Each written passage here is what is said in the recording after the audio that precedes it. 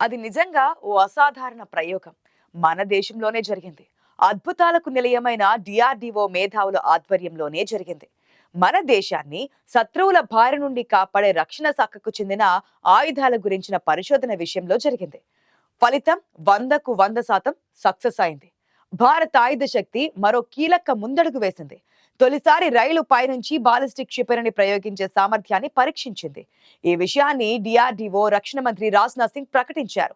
అణు సామర్థ్యం ఉన్న అగ్ని ప్రైమ్ క్షిపణిని ఆయన వెల్లడించారు. ఈ సందర్భంగా రక్షణ పరిశోధన అభివృద్ధి సంస్థ డిఆర్‌డిఓను రాజ్నాథ్ సింగ్ అభినందించారు. అతి తక్కువ సమయంలో అవసరమైన చోటుకు రైలు ద్వారా వేగంగా తరలించి ప్రయోగించేలా రైలు ఆధారిత మొబైల్ లాంచింగ్ వ్యవస్థను అభివృద్ధి చేసినట్లు వెల్లడించారు. ప్రత్యేకంగా డిజైన్ చేసిన రైల్ బేస్డ్ మొబైల్ లాంచర్ నుంచి తొలిసారి క్షిపణి ప్రయోగం చేపట్టారు. రాయల్ నెట్వర్క్ సాయంతో ఎటువంటి ముందస్తు ఏర్పాట్లు లేకుండా దేశంలో ఎక్కడికైనా వేగంగా తరలించి తక్కువ రియాక్షన్ టైంలో శత్రువు కంటపడకుండా ప్రయోగించే అవకాశం ఇప్పుడు భారతదేశానికి ఏర్పడింది. అగ్ని ప్రైమ్ మిసైల్లో చాలా అత్యాధునిక ఫీచర్స్ ఉన్నాయి. ఇది భారత రక్షణకు అదనపు బలాన్ని చేకూరుస్తోంది. దీనిలో రింగ్ లేజర్ గైరో ఆధారిత inertial navigation, micro inertial navigation సిస్టమ్లు అమర్చారు. దీంతో పాటు జీపీఎస్, నావిక్ శాటిలైట్ నావిగేషన్లకు కూడా దీన్ని వాడుకునే ఆప్షన్ కూడా ఉంది.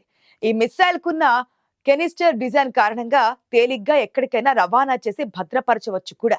ఇది లాంచింగ్ అవసరమైన సమయాన్ని గణనీయంగా తగ్గిస్తోంది. ఇప్పటికే అగ్నిపి క్షిపణి పలు టెస్టుల్లో తన సామర్థ్యాన్ని నిరూపించుకుంది. గమ్మత్ ఏంటంటే శక్తివంతమైన ఆయుధాలు ఉంటేనే శాంతి లభిస్తుందని చెబుతున్నారు మేధావులు. మీకు తెలుసా, 4వ శతాబ్దం నాటి ఒక రోమన్ రచయిత ఏమన్నాడంటే, శాంతిని వాంఛించేవారు సమరానికి సర్వసన్నద్ధంగా ఉండాలి. దానిని మన దేశం అక్షరాలా పాటిస్తోంది. డిఫెన్స్ వారి అమ్ముల పొదలో పదునైన శక్తివంతమైన ఆయుధాలుంటే అవసరం పడినప్పుడు దేశంలో ఎక్కడి నుంచైనా వినియోగించగలిగే శక్తి సంపాదించుకుంటే శత్రువు పాహిమామని మోకరిల్లక తప్పదు మరి. మొన్నటి పాకిస్తాన్ తో జరిగిన ఘర్షణలు కూడా ఇదే విషయాన్ని నిరూపించాయి. ఆపరేషన్ సింధూర్ విషయంలో జరిగింది వాయుసేన ఆధ్వర్యంలోనే అయినా రకరకాల వైవిధ్యమైన ఆయుధాలను దేశంలోని పలు ప్రాంతాల నుంచి ప్రయోగించడం వల్లనే శత్రువు ఆయువు పట్లపై కీలకంగా దాడి చేయగలిగాం. దాంతో ఇక వద్దు బాబోయ్ అంటూ కాళ్ల బేరానికి వచ్చేలా చేయగలిగాం. ఈ నేపథ్యంలో ఇప్పుడు మన రక్షణ పరిశోధన అభివృద్ధి సంస్థ డిఆర్‌డిఓ రూపొందించిన 2000 కిలోమీటర్ల దూరంలోని లక్ష్యాన్ని అత్యంత ఖచ్చితంగా ధ్వంసం చేయగల అగ్ని ప్రైమ్ మిస్సైల్ పరీక్ష నిర్వహించడం జరిగింది. దీనిని రైలు పైన ఏర్పాటు చేయబడిన మొబైల్ లాంచర్ ద్వారా చాలా తేలికగా సునాయాసంగా ప్రయోగించారు. ఈ క్షిపణికి అత్యాధునిక సాంకేతికతల్ని జోడించారు. రైలు పట్టాల సదుపాయం ఉన్న ఎలాంటి మారుమూల ప్రాంతానికైనా ఈ క్షిపణిని సులభంగా తీసుకెళ్లేందుకు వెసులుబాటు ఉంటుంది. ఈ సక్సెస్ఫుల్ ప్రయోగాలతో మన దేశపు డిఫెన్స్ రంగం బలోపేతమవుతోంది. నిజానికి మన రక్షణ సన్నద్ధతపై చాన్నాళ్లుగా రక్షణ రంగం నిపుణులు పెదవి విరిచేవారు. యూపీఏ ప్రభుత్వ హయాంలో అయితే కుదిరిన ప్రతి రక్షణ ఒప్పందం పైన, కొనుగోళ్ల పైన నీడలు కమ్ముకున్నాయి. అప్పటి రక్షణ దళాలు చీఫ్ జనరల్ వికే సింగ్ నేరుగా నాటి ప్రధాని మన్మోహన్ సింగ్ లేఖ కూడా రాశారు. అప్పట్లోనూ రక్షణ రంగం పరిశోధనలు, నూతన ఆవిష్కరణలు లేకపోలేదు. కానీ ఆత్మ నిర్భర్ అన్న భారత్ భావన తర్వాత ఇది మరింత వేగంగా విస్తరించింది. అఫ్కోర్స్ ఇప్పటికీ రక్షణ కొనుగోలు తప్పడం లేదు. మన రక్షణ బడ్జెట్ లో 36% విదేశీ కొనుగోళ్లకు వెచ్చిస్తున్నాం. కానీ అగ్ని ప్రైమ్ వంటి మెరికల్ లాంటి ఆయుధాలు మన సత్తాను ప్రపంచానికి చాటబోతున్నాయి. ముందు ముందు ఆయుధాల కోసం వేరే దేశాలపై ఆధారపడే అవసరం ఉండబోదన్న భరోసానిస్తున్నాయి. తద్వారా మనమే ఇతర దేశాలకు డిఫెన్స్ ఎగుమతులు చేసే దశకు చేరుకుంటున్నాం. ఇన్నాళ్ళు ఉపయోగంలో ఉన్న ఆయుధాలు ఇప్పుడు ఓల్డ్ ఫ్యాషన్ గా మారిపోతున్నాయి. నేటి తరం యుద్ధాల తీరుతెన్నులు ఊహకందని విధంగా మారుతున్నాయి. ఒకప్పుడు భారీ ఆయుధాలు, పెను వేగంతో దూసుకెళ్లి శత్రువును దెబ్బతీయగలిగే యుద్ధ విమానాలు ప్రధాన పాత్ర పోషించేవి. ఇప్పుడు ఆ పరిస్థితి పూర్తిగా మారిపోయింది. తక్కువ ఖర్చుతో తయారయ్యే డ్రోన్లకు ప్రమాదకరమైన ఆయుధాలు అనుసంధానించి వాటికి కృత్రిమ మేధ జోడిస్తున్నారు. దాంతో అవి కాస్త చడి చప్పుడు లేకుండా శత్రు దేశంలో కీలక స్థావరాలను సునాయాసంగా ధ్వంసం చేసేస్తున్నాయి. గుట్టు చప్పుడు కాకుండా దాడి చేసి తిరిగి తన బేస్ స్టేషన్లకు చేరుకుంటున్నాయి.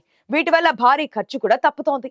ఏఐను క్షిపణులకు జోడించడం వల్ల అవి పరస్పరం సమన్వయం చేసుకుంటూ గమ్యం చేరగానే తమను మోసుకెళ్లిన విమానం నుంచి వాటంతట అవే విడిపోయి మిడతల దండుల శత్రు లక్ష్యంపై దాడి చేయడం అసాధారణ పరిణామంగా చెప్పవచ్చు. ఈ రంగంలో డిఆర్‌డిఓ వంటి సంస్థలు ఇప్పటికే ఎంతో ముందుకెళ్లాయి. రోబోటిక్స్, సైబర్ వార్ఫేర్ తదితర రంగాల్లో సైతం ప్రగతి సాధించాయి. 2022 నాటికే మన దేశం ఏఐ ఉత్పత్తులు, సాంకేతికతలకు సంబంధించి 75 కొత్త ఆవిష్కరణలు తీసుకొచ్చింది. శత్రు దేశం నుంచి కూడా డ్రోన్లు వచ్చి పడుతుంటాయి, లేదా విమానాలను మధ్యలోనే అడ్డగించే సాంకేతికతలు కూడా అందుబాటులోకి వచ్చాయి. ఎటువంటి పరిస్థితుల్లోనైనా తగిన విధంగా స్పందించే వ్యవస్థలు రక్షణ అవసరాల్లో వినియోగంలోకి వచ్చాయి. మానవరహిత యుఏవీలు గూఢచర్యం, దాడి చేయడం, అవసరమైన సామాగ్రి మోసుకెళ్లడం లాంటి మల్టిపుల్ పనులన్నీ చేస్తున్నాయి. మన దేశం జాతీయ సాంకేతిక పరిశోధన సంస్థ ఎన్టీఆర్ఓ ఎలక్ట్రానిక్స్ రంగంలో దూసుకుపోతోంది.